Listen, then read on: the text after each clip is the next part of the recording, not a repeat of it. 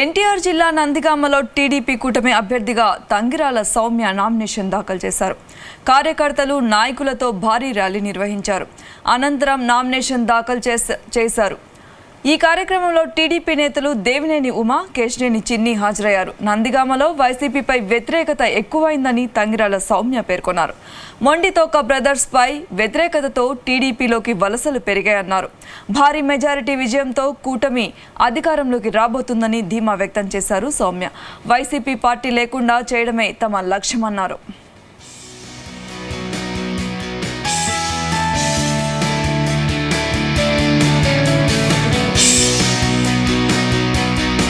నందిగామ నియోజకవర్గ Telugu Desam, Janasena, BJP NDA కూటమి అభ్యర్థిగా నేను ఈరోజు నామినేషన్ వేయటం జరిగింది. 10:48 గంటలకి మేము 10 గంటల 45 నిమిషాలకి నామినేషన్ వేయటం జరిగింది.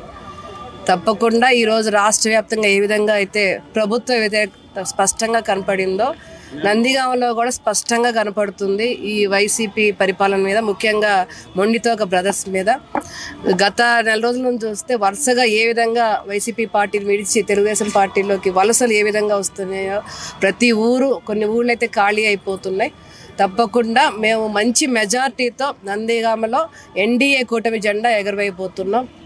గతంలో మేము చేసిన అభివృద్ధి, ఇప్పుడు ఈ 5 సంవత్సరాల్లో ఈ ప్రభుత్వం పట్ల వ్యతిరేకత, బ్రదర్స్ పట్ల వ్యతిరేకత, అదేవిధంగా మా ఉమ్మడి లక్ష్యం ఏదైతే ఉందో భవిష్యత్తులో వైసీపీ ప్రభుత్వం అనేది రాష్ట్రంలో మళ్ళీ రాకుండా చేయటం, వైసీపీ పార్టీ అనేది ఉండకుండా చేయటం అనే లక్ష్యంతోనే చంద్రబాబు నాయుడు గారు, పవన్ కళ్యాణ్ గారు, అదేవిధంగా మా అధినేతలకి తోడుగా నరేంద్ర మోడీ గారు ఆశీస్సులు కూడా ఉండటం మా అదృష్టం. తప్పకుండా ఇప్పుడు రాష్ట్ర వ్యాప్తంగా చూస్తున్న ఎక్కడికక్కడ వైసీపీ పార్టీ ఖాళీ అయిపోతుంది.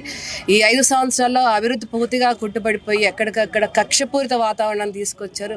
గతంలో చూడని రాజకీయ పరిస్థితులు చూస్తున్నాం. ప్రశ్నిస్తే కేసులు, దాడులు, అదేవిధంగా ఈరోజు ఎవరిని వదలుపట్టట్లేదు వాళ్ళు. ప్రతి అభ్యర్థి మీద కూడా కేసులు ఉన్నాయండి. ఈరోజు నామినేషన్ ఫైలప్ చేయాలంటే ఆ కేసులే ఎక్కువ అయిపోతున్నాయి. మరి ఈ విధంగా ప్రతి అభ్యర్థి కూడా చాలా ఇబ్బంది పడుతున్నారు.